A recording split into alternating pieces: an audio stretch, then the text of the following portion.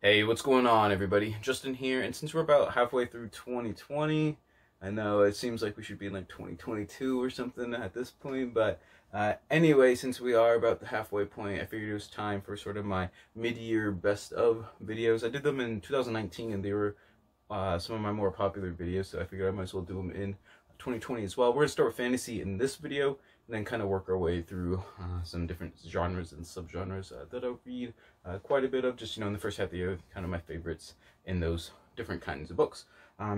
For those who are following my channel and those who don't know, I will be doing co-hosting a readathon in the second half of the month of August, dealing largely with nonfiction and history, which is totally my thing. So I definitely encourage you all sort of to check out the history challenge. It would mean a lot to me if you read nonfiction history, just to go give that a look. I'll put a link somewhere up there, and I'll also do the link for sort of my best of playlist, I guess, for these types of videos. But like I said, if history and nonfiction is your thing, definitely go check out my announcement video.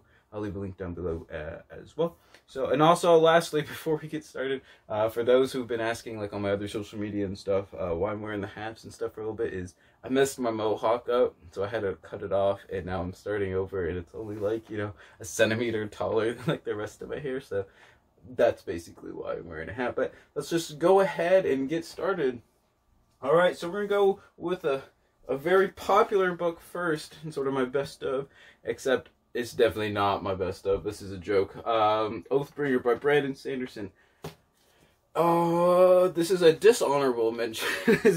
I have one honorable mention and this dishonorable mention. I can't believe you guys made me read this and waste 50 hours of my life, or however long it took to read that thing. I don't know. Way of Kings, I was a very middle of the road kind of meh with, and I explained why. Then Words of Radiance, it did pick up a little bit, and I was like, yeah, that's definitely a step in the right direction. We're doing good. Oathbringer was just everything I hated about the first book, plus more, plus amplifying it. It was just, I don't understand. I will be doing well, actually, I'll probably do a short, just regular review of it, and then I will be doing another one of my infamous discussion panels with Tim. So yeah, right there, go ahead and dislike the video. All my vaguely negative Sanderson videos are always my most disliked videos, but I'm giving you guys all permission. Let the fan base just rail against me. My dishonorable mention of 2020. Alright, so I'll go with an honorable mention, because I've read it before, and I obviously knew what I was getting into, and everyone's read it before and reread it 1,000 times, but this is my first reread of Lord of the Rings in 10 years or something. I don't know. I've only read it the one time, and then this is the year I figured I should do a reread of it. And Fellowship of the Ring still holds up pretty well. I'm not going to lie. It's still pretty good. Everyone knows Lord of the Rings. I'm not going to drivel on about it too much, but it's definitely really fun. I think I read it in February or March or something. Still just a lot of fun. I don't know. I always have a soft spot for Tolkien. So there, those are my honorable mention and my dishonorable mention. Take that as you will.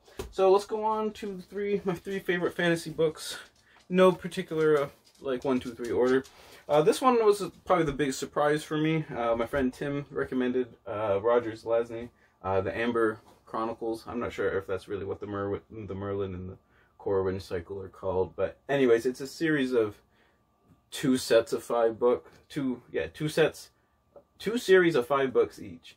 The first one is 9 Princes in Amber, and this follows Corwin, who is a Prince of Amber. There's 10 of them, if I remember correctly, but the main thrust of the book is there's sort of parallel universes all over the place, and there's only one real world, and it's the world of Amber.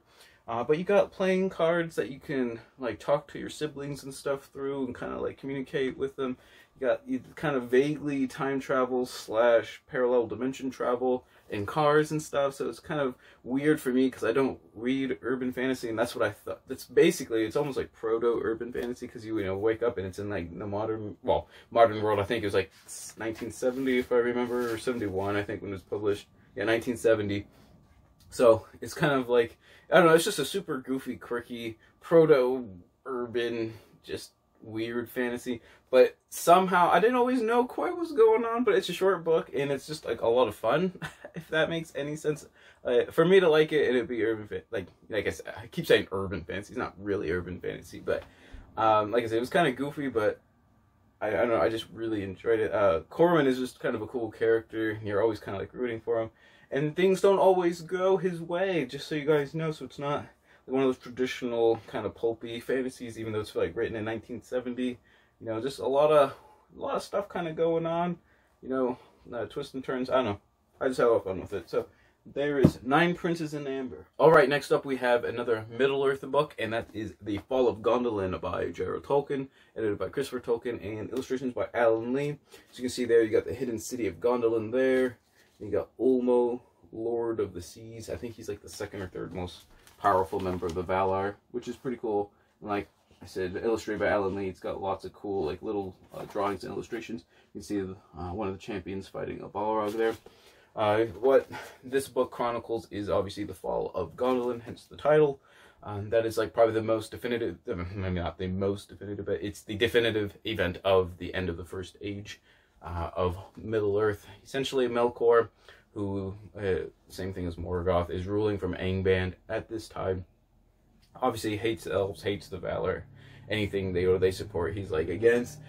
So he wants to find out about Gondolin, eventually does, and he uses Balrogs and like the first dragons and stuff to attack the city and everything, and eventually Gondolin falls. Gondolin does have some really cool champions. It is like the hidden city of the Noldoran elves before they all die or go west, essentially. But you got Turgon the Wise, who is the king and ruler of Gondolin. You also have Glorfindel, who's this elven champion. You also have some allies in the form of men with Tuor of Lower Domen. I think he's the what is he? I think he's like the cousin or something of Turin, either Hurin or Turin from the Children of Hurin, Turinbar. If you read Children of Hurin, another Tolkien Middle-earth book. But yeah, it's obviously kind of a sad story. All of them are pretty sad. Children of Hurin is pretty depressing, not gonna lie. This one's pretty sad. Beren and Luthien. I haven't actually read that one, but I'm assuming it's pretty sad. But anyways, it is still really good. I encourage anyone to read it if you enjoy Tolkien, anything. If you enjoy Lord of the Rings, if you enjoy Middle-earth lore, definitely pick this one up. This is the last book that Christopher Tolkien was able to kind of edit before he passed fairly recently. So yeah, definitely go check out The Fall of Gondolin. Alright, and last up, we have The Autumn Republic, which is the 3rd book in the Powder Mage trilogy by Brian McClellan. This is my really cool autographed one. I finally got around to reading like 2 years later after I got it. My wife got me the trilogy in hardcover with autographs and stuff for Valentine's Day in 2018. But Sins of Empire, which is the 1st book in the 2nd trilogy in this Powder Mage universe, was like one of my very first fantasy reads as an adult. So I partially have like a soft spot for it. But the first 2 books in this series I actually didn't care for too much. Promise of Blood was pretty middle of the road. Well, I'd say maybe a little bit better than middle of the road. And then what is it? No, this is the Autumn Republic. What is it? The Crimson Campaign is book number 2. I thought that one was kind of slightly downhill from there, based on a couple different things. But this book, for the most part, remedies most of the plot. Actually has stuff kind of like going on with it in this one, and the characters kind of actually develop a little bit more and make a little bit more sense. There was a couple, like I said, there was a couple problems in the 2nd book where I was just like not making any sense. For example, yeah, Tamaz, the field marshal of the Adrian army, he's supposed to be like, this great, awesome, strategist, tactician, blah blah blah. But he basically just like loses his temper like every 5 seconds in the first 2 books. Like it doesn't make like any sense. He's like very like impetuous and everything. So I'm just like, that doesn't make any sense.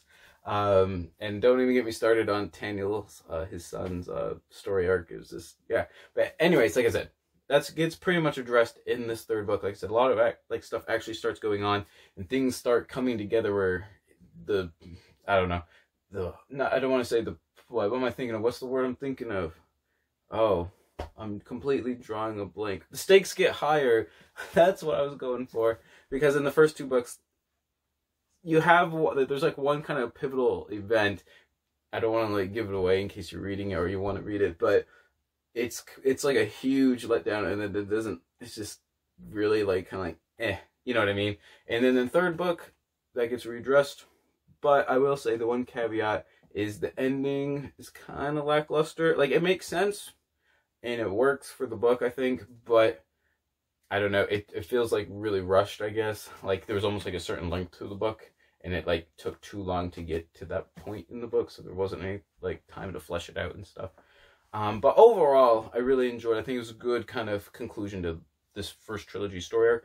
Story arc, considering there is a second trilogy of books. And I will say, out of the 4 books that I've read in this universe, the first book in the second trilogy, Sins of Empire, is definitely still my favorite out of the 4. But like I said, this was still a really, really good book. And I think part of it, like I said, is probably just sort of my nostalgia for, you know, my first like one of my first fantasy books, I guess, as reading as an adult. But anyways, I know that was probably like a butchered review.